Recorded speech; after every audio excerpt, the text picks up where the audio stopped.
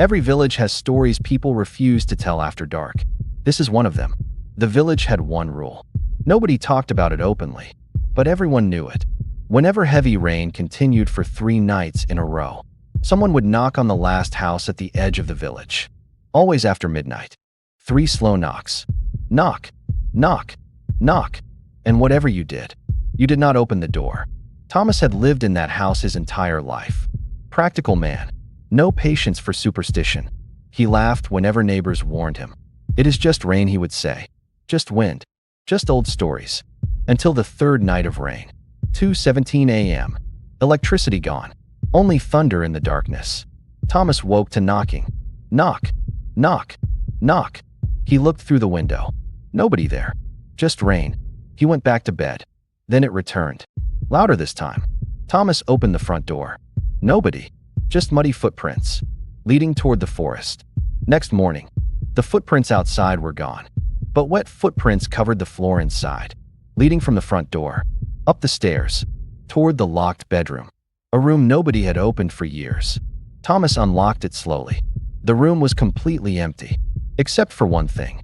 Rainwater dripping from the ceiling. Even though the roof was not damaged. That night, the knocking returned. But not from outside. From inside the locked bedroom. Knock, knock, knock. Thomas was never seen again. Villagers entered the house next morning. Front door locked from the inside. Every room empty. Except for fresh muddy footprints. Leading from the locked bedroom. Down the stairs. Out the front door.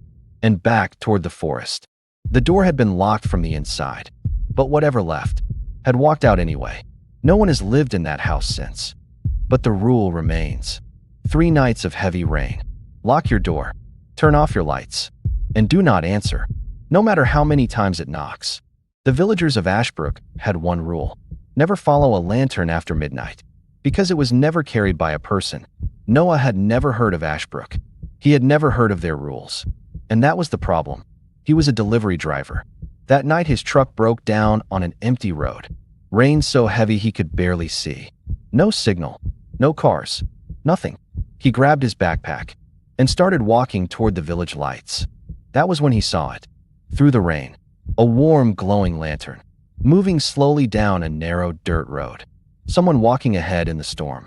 Noah felt relieved. A person. Finally. He followed. 1 minute passed. Same distance ahead. 2 minutes. Still the same. He walked faster. The lantern moved faster. He called out. Hello? Can you hear me? No answer. Just rain. And the lantern always ahead. 5 minutes. No houses anymore. 10 minutes. Only trees. The lantern always the same distance away. No matter how fast he walked.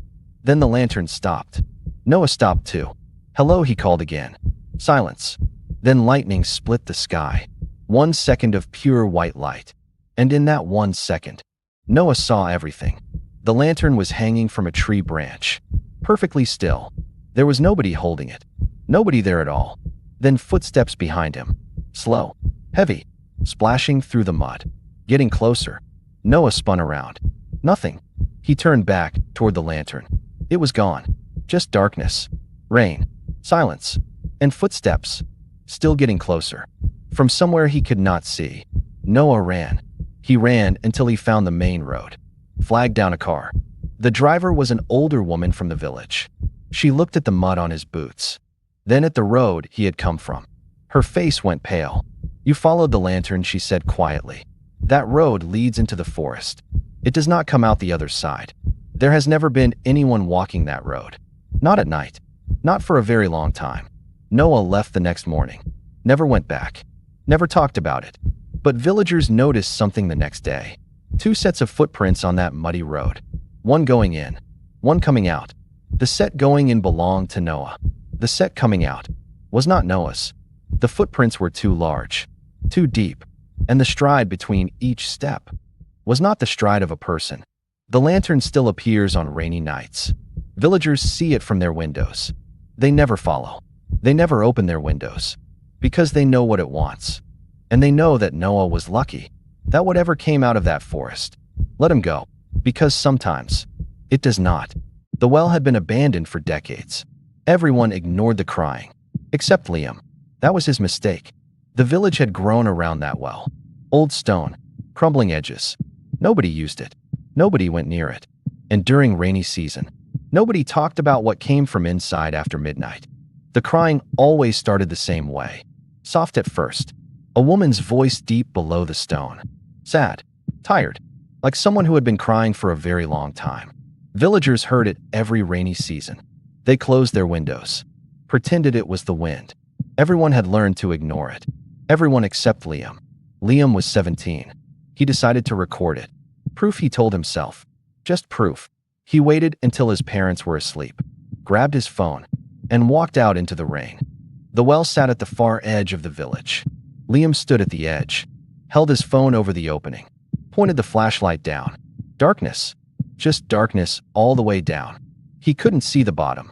Then the crying stopped. Complete silence. Then a voice came from inside. Soft. Close. Much too close. Can you help me? Liam looked over the edge. His flashlight hit something in the darkness. Two hands. Pale. Thin. Gripping the inside wall of the well. Then they moved. Slowly climbing upward. Toward him. Liam stepped back. Then the voice came again. Don't leave me alone. The hands kept climbing. One reaching higher. Then the other. Steady and patient. Then a face appeared above the edge. Pale. Wet. Smiling. Liam dropped his phone and ran. His phone was found beside the well next morning. Still recording. The final audio. Footsteps. Slow and wet. Moving away from the well. Toward the village. Liam never spoke about that night. He moved away the following year. Never came back.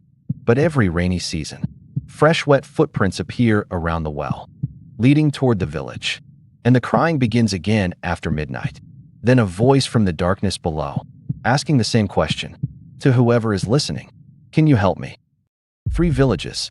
3 rules. 3 people who didn't listen. Thomas ignored the rule about the knocking. He opened the door and was never seen again. Noah ignored the rule about the lantern. He followed it into the forest and barely made it back. Liam ignored the rule about the well. He got too close and something climbed out. 3 different villages. 3 different nights. But one thing remained the same. Whatever was out there had been waiting for someone who didn't believe the stories. So here is the part that should scare you most. Every village has rules like these. Rules nobody writes down. Rules passed from person to person, generation to generation. Rules that exist for one reason only. Because someone broke them once and never came back to explain why. So next time it rains heavily and you hear knocking after midnight, do not open the door. Next time you see a light moving in the darkness, do not follow it. And next time you hear crying from somewhere it shouldn't be, do not get close enough to look. Because whatever is out there is still waiting, still knocking, still moving through the rain, still calling from the darkness below, waiting for the next person who doesn't believe the stories. Like, subscribe, and we will see you in the next one. If you are brave enough to come back.